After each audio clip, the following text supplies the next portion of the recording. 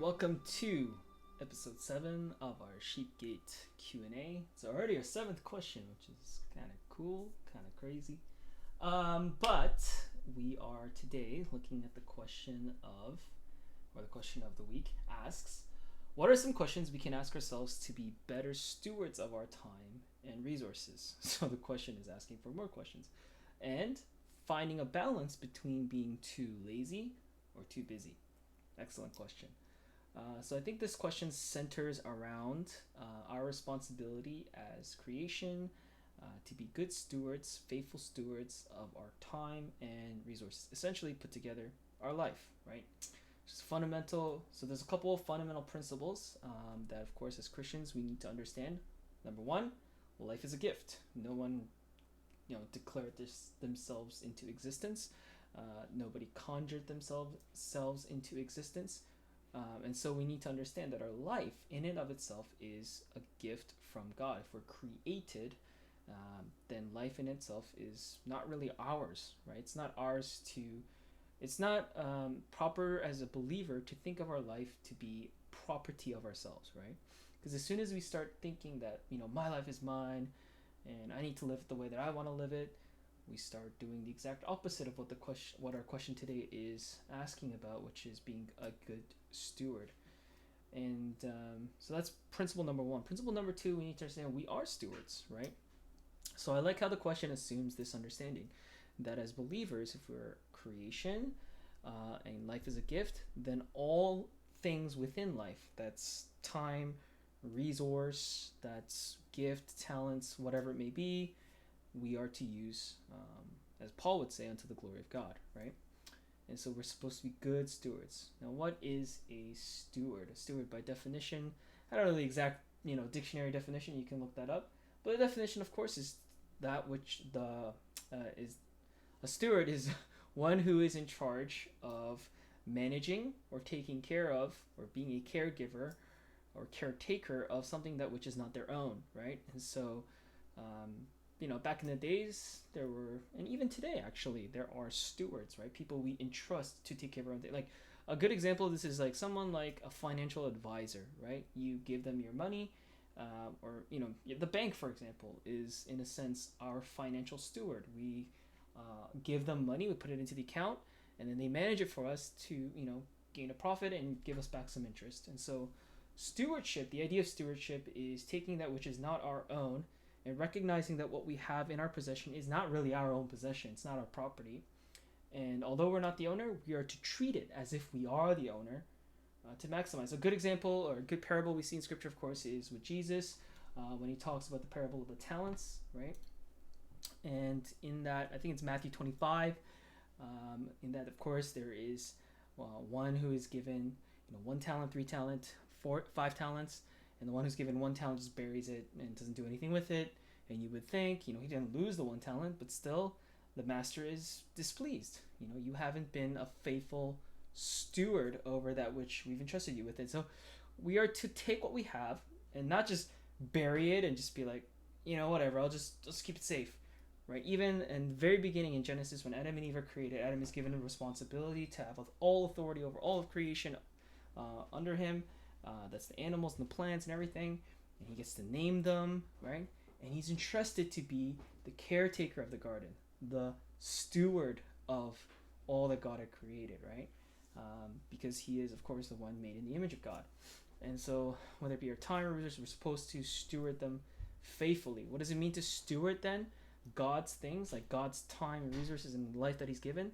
I think Paul gives us the answer, right? Paul, of course, says that we are to, whatever we do, right? Colossians 3, for example, 3:23, whatever you do, work heartily as for the Lord and not for man, right? Or if we read Titus 1, right?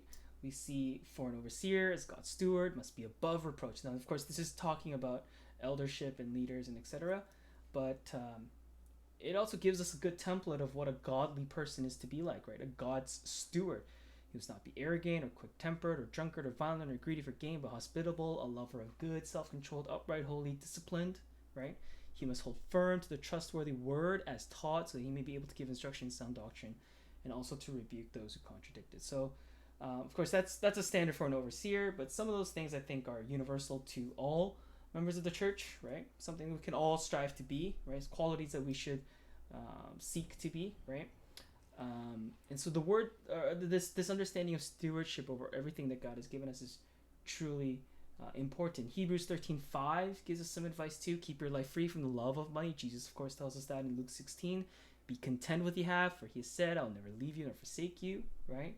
So there's some warnings, like things that stewardship does not involve. In other words, loving the thing we are stewarding over, which is exactly what got us into trouble of sin to begin with, right? We had Adam and Eve coveting the very thing they were supposed to steward over, right? Make sure no one eats of this fruit. You yourselves make sure you don't eat of this fruit. And then they went and ate of the fruit, right? Or the tree, forbidden tree. So we need to be very careful. We need to understand what stewardship is. We need to understand our role as stewards. And then what are some questions we can ask? Well, my primary question is, do you understand these things? And do you believe these things, right? Do you understand that we are stewards over time and resource? Do you understand that these things are not of yours,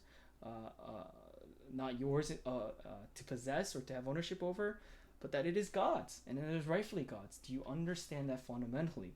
Now, if you do understand it, then the follow-up question then is now how do you want to use these things, right? A good book that I'd like to recommend is Don't Waste Your Life by John Piper. This is a book I commonly give to a lot of high school students transitioning into university because I think it's a very easy read. And secondly, I think it really touches on the very simple premise that we're dealing with today, which is that our life is a waste unless it is used for God. And do you believe that, right? I think that's a really important question you need to ask yourself. Do you believe a life used for God is a waste, right? The countless martyrs, right, that have died for the faith, who were hung, beaten, mocked, scorned, whatever it may be, were they wasting their life by dying for the name of Christ and for the sake of the gospel and the proclamation of it and for their faithfulness? Or do you hear of these stories and read of these stories and think to yourself, man, like that was a fulfilling life. That was a life well lived, right?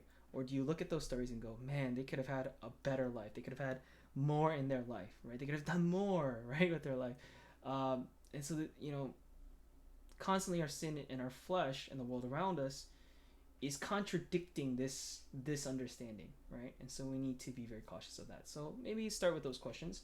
Finding a balance between being too lazy or too busy. I understand this question. Very, very, very, very simply put. Remember when Corona first hit? And, all of a sudden we had all this extra time at home and, we couldn't go out. So we're stuck at home and we have all day, right, to do our QT and to read our Bibles and to pray and to, reach out to others and intercede for them and love them and all these things. And what did we do? Well, we did the same thing. So the issue of sin and the issue of unfaithfulness is, and being a bad steward of our time and resources has nothing to do with being too lazy or too busy. It really has everything to do with a lack of desire. Okay. Now, laziness and busyness obviously could play a factor, but again, if you're too lazy, then you don't understand that your life is to be stewarded, that you're supposed to take care of it really well, right? One of the really funny things I find about Christians is that they're content with coming late to church, but they will, like, by all means, by every means possible, just make sure they're on time for work, right? The same thing goes for school, right? Kids who go to school late all the time will make sure that they are on time for work. I'm like, so you are capable of being punctual. It has nothing to do with laziness. It has everything to do with desire and understanding of the consequence, right? The weight of what you're dealing with. I think it's ridiculous that Christians are just okay walking in late to service, but they will, call their manager and make sure, every time they're even a minute or two late for work, that their manager knows. I think that's just crazy talk. And too busy. This is an excuse that's made up. No one's too busy, okay? Even the greatest of CEOs and even the most successful people in the world who have all this on their plate, you can always make time, right? There's always time and an abundance of it in your life. You are capable of scheduling things in a way to make sure you can allocate time for things. But I also want to make sure you understand this, that when we talk about stewardship, it's, we tend to compartmentalize our lives. This part of my life is for school, this part of my life is for friends, this part of my life is for family, and this part is for work, and etc. And we compartmentalize these things, but we fail to recognize this fundamental truth, is that all of these things are things we're supposed to steward. Family, friends, work, school, all areas of our life, every sphere that we are part of, we are to be stewards of. In other words, no matter where we are and no matter who we're with or what we're doing, whether it's work or other things, we need to do unto the glory of God. And what it means to do things unto the glory of God is really to be a faithful servant of God, and in what we're doing, to do our very best and give our best effort, but also to be mindful of the fact that what we're doing is for the purpose of praise of God, of worship of God, and drawing attention to Him. What it means to bring glory to God really is to give Him reverence and draw attention to Him. Look up the definition of what it means to glorify something, right? So whenever we over glorify something, we talk about that kind of language about certain things in our life, and you're glorifying it, like we're saying you're drawing attention, and that's what we want to do with God. We don't want to draw attention to others, we want to draw attention to God, right? And so I think laziness and busyness are simply just excuses, right?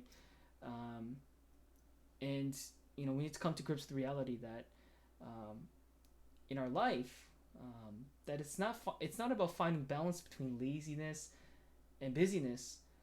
We need to navigate life with the understanding that we are constantly, in everything we do, whether we eat or sleep, whether we're awake or sleep or eat or drink or any of those things, that we are doing all these things, as the apostle would say, unto the glory of God. And so, brothers and sisters, that is my prayer for you, and I hope this answer has found you well, and have a great week. We'll see you on Sunday. Thank you so much.